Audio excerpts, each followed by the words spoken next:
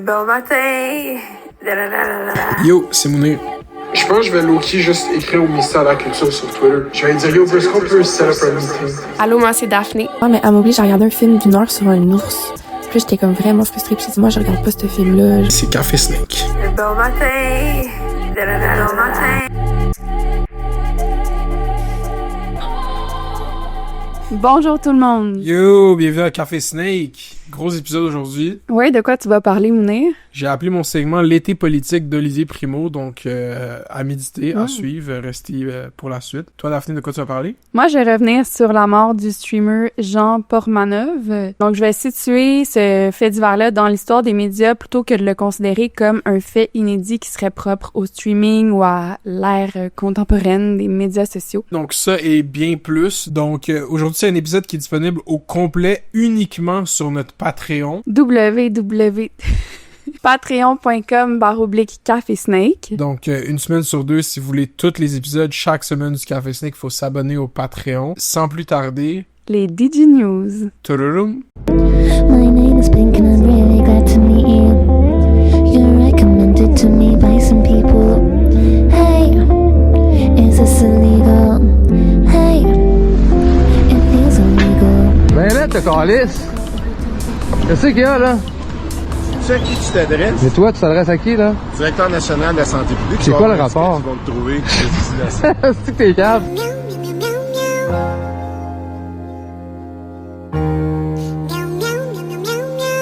Bonjour tout le monde! Et oui, aujourd'hui, je suis en train de payer précieuse parce que j'enlève les petites brindilles. Parce que faut que j'enlève ces petites brindilles-là. Fait que donc, c'est ça, des petites brindilles. Vous voyez les petites brindilles que j'ai dans mon doigt? I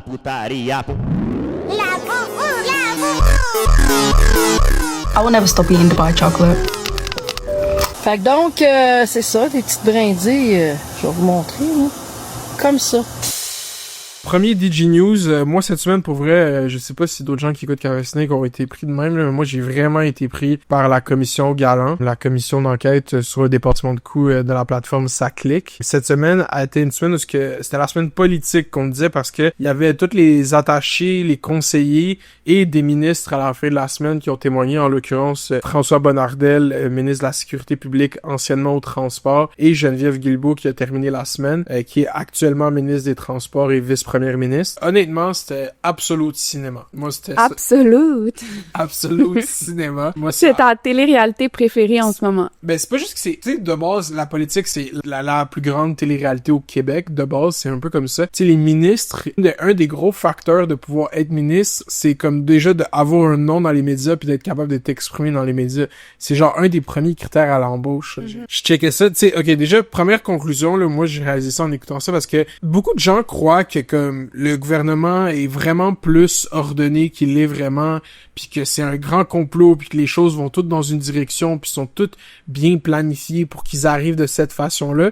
Mais quand tu regardes la commission Galante, tu as juste réalisé à quel point c'est juste des humains qui font des choses, genre, puis c'est comme vraiment imparfait. Ça m'a fait arriver à la conclusion que le gouvernement du Québec devrait être en constant état de commission d'enquête. Je pense qu'on devrait toujours avoir un sujet. Je sais pas, il faudrait créer un système pour qu'il y ait tout le temps des audiences publiques sur la gestion de l'argent, la gestion du personnel, la gestion de l'appareil public, peu importe. Puis qu'est-ce que ça amènerait comme... C'est que c'est le forum que ça a créé une commission d'enquête parce que, tu sais, c'est un... Mettons le témoignage de François Bonnardel, c'est genre true and true, c'est 3 heures. OK. Genre, même pendant l'étude des crédits ou pendant des conférences de presse ou pendant des entrevues, on n'arrive pas à aller vraiment au fond de comme qu'est-ce qu'ils font au quotidien, comment qu'ils gèrent l'État, comment qu'ils prennent des décisions, qui est impliqué dans la prise de décision, c'est quoi leur horaire, qu'est-ce qu'ils discutent dans leurs rencontres.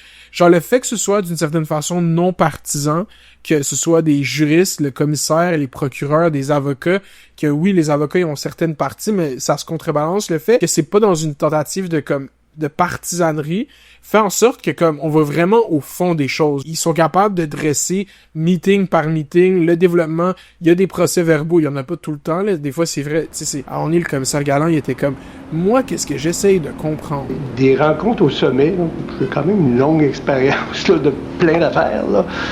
On laisse des traces écrites. honnêtement, je trouve ça problématique. Vous êtes bien parti. Il y a moi, je suis encore là. J'ai une explosion des coûts. C'est pas moi qui l'ai écrit, là. C'est votre cabinet. Nomenclature de ce qui vous était dit à telle date, 458, 620. Et là, on continue. Voici une liste de questions qui sont, à mon avis, qui étaient très légitimes et qui auraient dû être posées. Je suis pas convaincu. En tout cas, j'essaye d'avoir des réponses à ces questions-là. On me les donne pas vraiment, là, en tant que tel. On est rassuré en tant que tel. Pourquoi il n'y a pas de procès-verbaux? Pourquoi il n'y a pas quelqu'un qui prend des notes assidus? J'ai de la misère. Puis, on est dans les hautes sphères gouvernementales, M. Bonnardel. On n'est pas dans les lignes mineures. Je comprends pas ce bout-là. Non, mais votre question est bonne, monsieur le commissaire. Je vous ai entendu précédemment évoquer la même chose. Je pense que c'est une réflexion à laquelle on doit porter une attention particulière à ce moment précis. C'est sûr qu'avec l'événement qu'on a devant nous aujourd'hui, avoir eu toutes les petites finesses, les petites réponses qui venaient, donc, ça aurait pu alimenter encore plus votre réflexion, notre réflexion et la mienne, parce que, bon, on essaie de se souvenir de ce qui s'est passé. Ça fait quand même 4 ans, 5 ans de tout ça, mais vous avez absolument raison. OK. Je suis là-dessus. Il est comme moi, qu'est-ce que j'essaye de comprendre? C'est que là, vous avez un meeting on top. Vous avez vous, le directeur de la SAAC. Vous êtes tous là sur un Teams call. Une rencontre au sommet, il y en a rarement. Puis il y a aucun procès-verbaux, aucune note de ce meeting-là, tu sais. Fait que c'est comme là, on voit vraiment que dans le fond... Les failles, les incompétences. Exact. Puis on peut juste vraiment avoir accès à ça dans ce setting-là, tu sais. Puis des fois, les médias, surtout comme le commentariat politique, chaque fois qu'il y a une controverse, puis même ça arrivé dans ce cas-là, les oppositions vont tout de suite sortir et faire « Il nous faut une commission d'enquête, il nous faut une commission d'enquête », puis souvent le réflexe du commentariat politique « Ah, vous demandez tout le temps des commissions d'enquête, on peut pas en faire, on en a pas besoin, blablabla. » Mais c'est dispendieux quand même. Oui, ça coûte de l'argent, c'est pour ça que moi je pense que ça devrait devenir une facette du gouvernement qui est comme plus pérennisée, qui est budgétée, puis qui est comme fonctionne annuellement au lieu d'être cette occurrence ponctuelle que là, comme, il y a une commission d'enquête, fait qu'il faut mobiliser toutes ces ressources. Comme optimiser pour que tout ça se fasse de façon très fluide. Exact. Puis qu'on choisisse soit des... Peut-être que ça pourrait être transformé en show radio. En show de radio, show de télé, disponible sur Spotify, Patreon pour avoir l'épisode complet. Avec des commentateurs. Ben oui. Avec un streamer qui regarde. Non, mais je réalise, j'aurais dû streamer pendant le fucking témoignage. Ben oui, qu'est-ce que t'attends pour streamer? Ben mon setup de streaming est pas encore prêt. On n'a pas fait la déco. C'est ça, fait que le projet était supposé coûter aux alentours de 500 millions, puis finalement, il a coûté autour d'1 milliard de dollars, puis ça a été fait par plein de dépassements, là, c'était supposé être 689, 638, tu sais, si t'écoutes ça, il y a tellement de chiffres, surtout le témoignage de Bonnardel, il est tellement drôle, et comme moi, j'étais avec ce 638-là, mais pourquoi qu'on m'a pas donné le 682? Parce que maintenant, on apprend que c'est 682, mais en 2020, il dit tout le temps 2020, 2021, 2022, des fois, il dit juste 22, 23, 24, tu sais. Non, mais c'est genre des shit que genre Infoman ou genre Olivier Niquet ferait, genre, vraiment, genre, surtout Infoman. Je pense, legit, il va le faire. C'est comme la joke 2020, 2020. Je sais pas si vous dites 2020. Moi, je dis pas 2021, 2022. Anyway, dans les commentaires du Patreon, dites-nous. La défense du gouvernement, c'est que on savait pas ce qui se passait jusqu'à temps que la vérificatrice générale du Québec sorte un rapport qui est sorti l'année dernière, qui a fait de la grosse controverse. C'est pour ça qu'on a eu cette commission d'enquête. Tout le long, c'est ça. Nous, on le savait pas. On s'est fait mentir. C'est la faute de la SAAC. Puis là, dans ces témoignages de cette semaine, t'apprends qu'ils l'ont vu venir pas mal. Surtout Geneviève Guilbeault. Parce que, qu'est-ce qui est arrivé? Puis je vous dis, c'est tellement dramatique comme dans le fait que ce soit en direct. Genre, même la rediffusion, ça aide pas de la même façon. On va mettre de la musique. Que genre, quand le procureur commence à lire un courriel que Geneviève Guilbeault a envoyé au premier ministre et à son chef de cabinet, Martin Koskinen. Et là, tu sais, ce courriel-là, il y a genre 8 paragraphes. J'ai entendu quelqu'un à la radio dire que c'est un courriel fleuve. Tu sais, c'est vraiment un red. Puis là, il commence à lire, puis t'entends direct l'avocate du gouvernement qui est comme « Non, ça a aucun rapport avec la commission. Ça, pourquoi vous commencez à lire ça? » Vous écrivez le 21 décembre « Bonjour à vous deux. Je tenais à vous écrire avant Noël pour vous laisser tranquille par la suite. La situation avec la SAQ est intolérable. Quand je dois me lever au Salon Bleu pour répondre d'un outrage au Parlement dont je ne suis pas la cause, et que mon chef assis à côté de moi me dit de faire attention à du charme, je me demande si l'angle inverse vous a déjà traversé l'esprit au 3e étage, et si quelqu'un s'est déjà préoccupé de faire attention à la ministre, une élue caquiste. Est-ce que quelqu'un s'est déjà inquiété du merdier que je ramasse depuis 2 ans à cause de la SAQ? Je n'en ai pas l'impression. Monsieur le commissaire, j'aimerais connaître le rapport avec les circonstances et le fait de... Dans le mandat, il y a un mandat qui est important, c'est de faire des recommandations au gouvernement.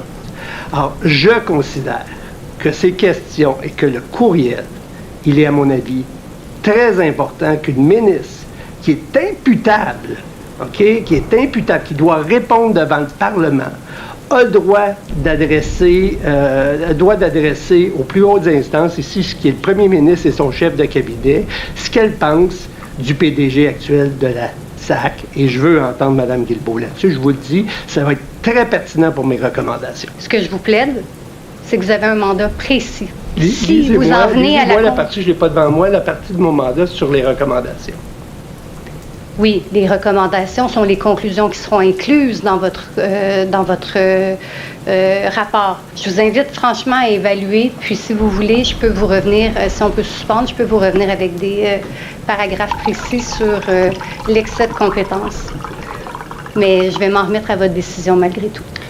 Alors, je vais permettre la question, je vais permettre la preuve. D'accord. Alors, je poursuis la lecture avant d'en venir aux questions. Donc, je reprends. Or, Ouellette, Savoie et Pelletier, que je respecte énormément, ont tous en commun de ne pas être des élus et de n'être à aucun moment éclaboussés publiquement par les décisions qu'ils prennent dans le confort anonyme de leur bureau avec la sécurité d'emploi.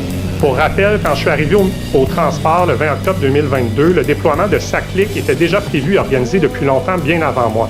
Et depuis, j'ai protégé tout le monde et ramassé seul le merdier qui en a découlé. C'est elle qui rante sur à quel point les PDG de la SAC, le conseil d'administration de la SAC, c'est des incompétents. C'est elle qui gère ça depuis 2 ans, qu'elle gère un merdier, selon elle, puis qu'elle se fait throw under the bus par le gouvernement, puis elle appelle ça le 2e étage, le 3e étage. Ouais, on voulait aussi commencer des critiques culturelles. Parce qu'on avait la recommandation culturelle, là, on a la critique culturelle. Critique ne veut pas dire juste négative. Non, c'est pas des critiques. On aime ça parler des médias québécois, donc pourquoi pas commenter les contenus, les séries québécoises qu'on a regardées ensemble. Donc cet été, on a regardé Luc le milliardaire, point d'interrogation. Qu'est-ce qui fait que Luc Poirier a réussi ou personne n'a réussi? Comment un Québécois qui part de rien peut créer une aussi grande fortune en si peu d'années, alors que plein d'autres ne sont pas capables avec beaucoup plus de chance? Qui est Luc Poirier? LP, c'est qui LP? Oui, par Pierre-Yves McSween. C'est sur Crave, donc un documentaire en 3 épisodes sur Luc Poirier, un spéculateur, ça c'est ma définition, j'ai dit un spéculateur et un collectionneur de chars québécois, principalement actif dans le domaine de l'immobilier, mais lui, comment il se décrit sur Insta, c'est entrepreneur, toujours plus haut, toujours plus loin, il y a comme un emoji dragon. Parce qu'il est dragon. Dans l'œil du dragon. Iron Man / philanthrope / collectionneur de voitures. Quand même, j'étais pas loin. Puis, il met son site Internet. J'étais sûre que Luc Poirier allait avoir un site Internet personnel, puis je m'étais pas trompée. Donc, poirier.com. Sûrement, j'ai écrit un livre aussi. Exactement, hein? Plus d'un. Puis, il est en train d'en écrire un qui devrait sortir en 2026. Quête. Élection time, Luc Poirier. J'ai comme l'impression, puis je sais pas, peut-être que c'est moi qui connaissais pas le personnage avant, mais je sens que... Donc ça, c'est la fin de la partie gratuite de l'épisode. Si vous voulez écouter le reste, vous pouvez aller sur patreon.com/Café Snake. Merci d'écouter et à la semaine prochaine. Bye!